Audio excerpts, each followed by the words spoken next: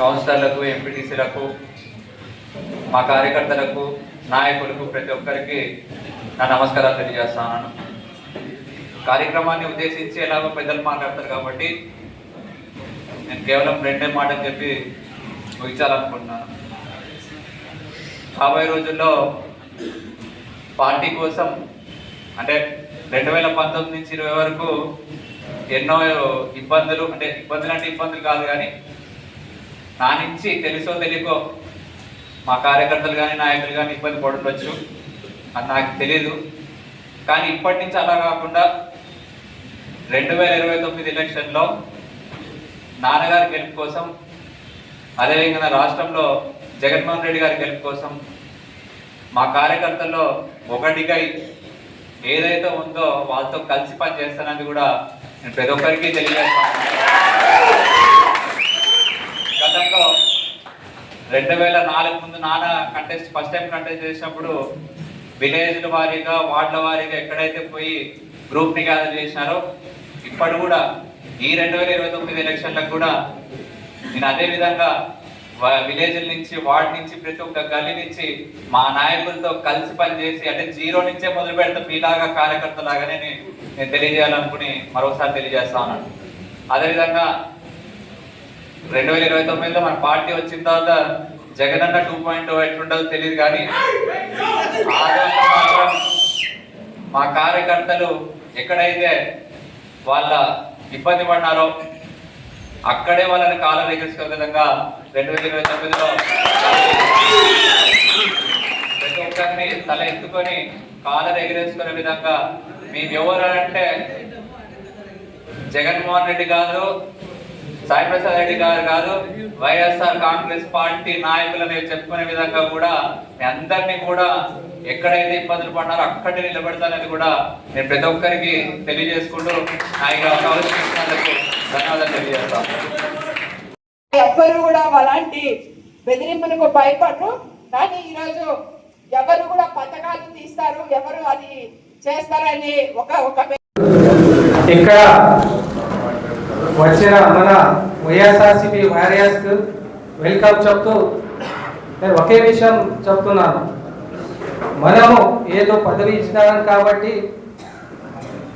మనం లీడర్షిప్ చూపించకుండా మనము ఒక సేవ చేయాలని చెప్పేసి పబ్లిక్ దగ్గర రీచ్ అయ్యి వారికి ఉన్న ఇబ్బందులు తెలుసుకోవాలా, మా నాయకుల దగ్గర వచ్చి ఆ పనులు ఇబ్బందులు ఏమున్నాయి ఆ ఇబ్బందులు చెప్పి చేయించుకోవాలా. మీరు ఎవరైనా అపోజిషన్ వాళ్ళు మీకు అడ్డంగా ఉంటే, మీకు రూలింగ్ పార్టీ వాళ్ళు ఎవరైనా బెదిరిస్తుంటే ఒక్క విషయం గుర్తుపెట్టుకోండి, మీ ముందు ఇక్కడ ఉన్న వాళ్ళు మనం అందరం ఫస్ట్ మీకంటే ముందు మేము ఉంటాం. మీ పోరాటం కోసం, ప్రజల పోరాటం కోసం ఒక్కొక్క నాయకుడు కూడా ఈ జైలుకి పోవడం కూడా రెడీ ఉన్నారు. ఎందుకంటే ఇప్పుడు చూస్తున్నారు కొత్త ట్రెండ్ ఫాలో అవుతుంది. ఏమంటే ఎక్కడ కూడా వైఎస్ఆర్సీపీ వారియర్కి కానీ వైఎస్ఆర్సీపీ కార్యకర్త కానీ ఎక్కడ ఇబ్బంది జరిగినా అక్కడ మన జగనన్న ఉన్నారు. మీరు చూస్తూనే ఉన్నారు. ఎక్కడ మొన్న కూడా ఒక విషయం చూసినారు, ఒక శామ్యుల్ అని చెప్పేసి ఆయన మీద కూడా దాడి జరిగింది. అలాగని చెప్పేసి మనం భయపడి ఉండాలి. ప్రజల వరకు రీచ్ కాండి. మీరు మన లీడర్షిప్ అని ఊరికే కూర్చుంటే జరగదు. ఈ విషయం ప్రతి నెల ఒక మీటింగ్ పెట్టుకొని ఏమైనా ఇబ్బందులు ఉంటే రికార్డ్ చేసుకుని వచ్చి ఇక్కడ మనకు తెలిపితే కానీ మనం దీన్ని సరిగా న్యాయం చేయలేకపోతామని చెప్పేసి కోరుకుంటూ ఇక సెలవు తీసుకుంటాం.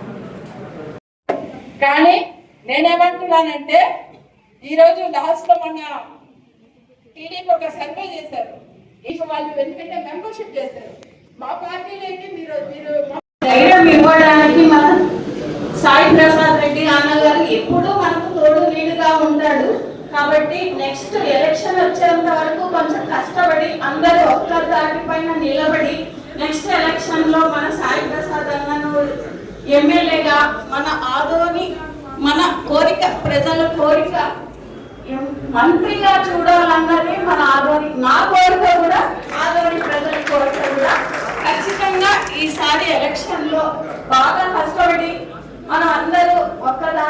ఉండి ఈ 2 సంవత్సరాల నుండి మనకు ఎవరు కూడా అదే పడకుండా ముందుకు పోయి మనం అందరూ కష్టపడి ఎమ్మెల్యే గారిని చూడాలని కోరుకుంటూ ఈ అవకాశం ఇచ్చిన పెద్దలందరికీ నమస్కారం. అలాగే మరి కార్యక్రమాన్ని ఉద్దేశించి ఎంతో దూరం నుండి మన కోసం వచ్చినటువంటి ఎమ్మెల్సీ బాగా ఆలోచన చేసి ఏదన్నా కూడా పార్టీని బలోపేతం చేయాలి, గ్రామీణ ప్రాంతాల నుంచి మన పార్టీ వాళ్ళు కూడా గుర్తించాలా. పార్టీ తరఫున గ్రామ స్థాయి నియోజక స్థాయిలో కూడా బాగా మన వాళ్ళు ఎవరైనా గుర్తింపు ఉండే విధంగా చేయాలని చెప్పేసి ఉద్దేశంతోనే దాదాపుగా ఈ కమిటీల ద్వారా అంటే దాదాపు 7 కమిటీలు ఉన్నాయి. రైతు committee, youth committee, SC committee, BC committee, media committee, minority committee, ఈ రకంగా ఇంకో మహిళా కమిటీ, ఇవన్నీ 7 కమిటీలు వేస్తే దాదాపుగా గ్రామాల్లోనే 100 మంది అవుతారు. అవసరం చెప్పాలంటే ఆ 100 మందితోనే ఆ గ్రామాల్లో ఏదైనా జరిగినా ఇంకా ఏదైనా ఉన్నా విషయాలు తెలుసుకోవడానికి ఒక అవకాశం ఉంటుంది. ఏదైనా మీటింగ్ పెట్టినా కూడా వాళ్ళ ద్వారానే సమావేశాలు ఏర్పాటు చేసి గ్రామాల్లో కూడా పార్టీని బలోపేతం చేయాలనేదే జగన్మోహన్ రెడ్డి ఆశ. గతంలో కూడా బాలారెడ్డి గారు, నేను గారు కూడా అయినా సార్ వాళ్ళ పార్టీ కార్యకర్తలు మనం ఏం చేయడం లేదు, వాళ్ళంతా కూడా ఇబ్బంది పడుతూ ఉన్నారు అంటే అంత ఇస్తున్నాం కదా స్కీములు అన్నారు. స్కీములు అందరికి ఇచ్చినట్టు ఇస్తారు సార్, మాకేం కాదంటే అంటా ఉన్నారు. అందరికి వస్తాయి, టీడీపీకి వస్తాయి, కమ్యూనిస్టులకు వస్తాయి, మాకు వస్తాయి, అది కాదు కావాల్సిన లేదు మాకేం చెప్పేసి చెప్పిన పరిస్థితులు ఉంది. అయినా ఆయన ఏమంటారు అంటే మొదటగా ప్రజలంతా మన ప్రభుత్వం వచ్చింది, మొదట్లోనే ఏదైనా కానీ మనం అన్ని విధాలుగా పొరపాటు చేస్తే మళ్ళా ప్రభుత్వానికి ఇబ్బంది అవుతుంది, దాని గురించి ఆలోచన చేసి చేస్తామని అని చెప్పేసి మాట మాట్లాడిన తర్వాత కూడా మేము ఉడికైపోయినాం. ఏదున్నా కూడా నాకు అర్థమైంది ఏమంటే మన నియోజకవర్గంలో వాస్తవంగా చెప్పాలంటే మన పార్టీ కార్యకర్తలు కూడా ఏం చేసుకోలేకపోయినారు వాస్తవంగా చెప్పాలంటే. ఈరోజు అది అర్థమవుతా ఉంది చాలా మంది. ఎందుకంటే ఎమ్మెల్యే మాకు ఏమి ముందుకు పోలేదని చెప్పేసి అనుకోవడం చేస్తా ఉంది. ఎమ్మెల్యే గారు ముందుకు పోయించారు, ముఖ్యమంత్రి గారు, అధ్యక్షులు గారు, ముఖ్యమంత్రి గారు ఉన్నప్పుడే అది డిపార్ట్మెంట్కి ఆదేశాలు ఇచ్చాడు. మాట్లాడతాడు, డిపార్ట్మెంట్కి ఆదేశాలు ఇచ్చాడు. ఏదున్నా పార్టీ పరంగా కూడా చెడ్డపై రావాలని చెప్పేసి. ఎందుకంటే ఆయన కొత్తగా ముఖ్యమంత్రిగా బాధ్యత చేపట్టినాడు కాబట్టి ఎలాంటి అవాంఛనీయ సంఘటన జరిగినా ఏదైనా ఇల్లీగల్ జరిగినా కూడా మన పార్టీకి చెడ్డ పేరు వస్తుందని చెప్పేసి ఉద్దేశంతోనే ఆయన మంచి ఆలోచన చెప్పినాడు. కానీ అవన్నీ కాదు కదా, పార్టీ కార్యకర్తలు అన్నిటికీ సిద్ధమై ఉంటాడు. ఏ దానికైనా కూడా వెనకడ వేయకుండా పనిచేసేవాళ్ళు వాళ్ళందరూ కార్యకర్తలు. ఎవరితో దేశానికి విధముగా రైతులు, పార్టీకి విధముగా కార్యకర్తలు. మరి ఈ పరిస్థితి ఉన్నప్పుడు వాళ్ళకి అన్ని సపోర్ట్ చేస్తుంటే తప్పదు. ఏది కూడా మనం ఆదూరులో ఎమ్మెల్యేగా 3 సార్లు అయినా కూడా ఎక్కడ అరాచకాలు కానీ లేదా దౌర్జన్యాలు కానీ ఎవరి మీద కేసులు పెట్టించడం కానీ ఎప్పుడు చేయలేము. ఎందుకంటే అది అలవాటు మంచిది కాదని చెప్పేసి. గతంలో వాళ్ళ ప్రభుత్వాలు ఉన్నప్పుడు ఎన్నో రకాలుగా మనం ఇబ్బంది పెట్టే పరిస్థితి కూడా ఉంది.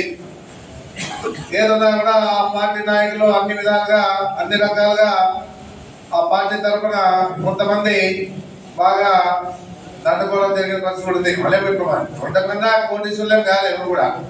వాళ్ళు ఆశించేదేమి సహాయం ఇద్దాము, పథకాలు రాస్తాము, లేకపోతే ఇంకో రకంగా ఏదో చేసుకుంటామని చెప్పేసి ఆలోచన. ఇవన్నీ కూడా ఏమున్నా వాస్తవంగా చెప్పాలంటే సరాయి రాసిన సౌకర్యాలు గారు, మనగా రాసిన సౌకర్యాలు గారు ఏదో పర్మనెంట్ గా సోర్సెస్ చూసుకుంటే ఏదైనా జరుగుతాం. కానీ ఈ చిల్లర వ్యాపారాలు, చిల్లర వ్యవస్థల నుంచి మనం సంపాదించుకునేది చాలా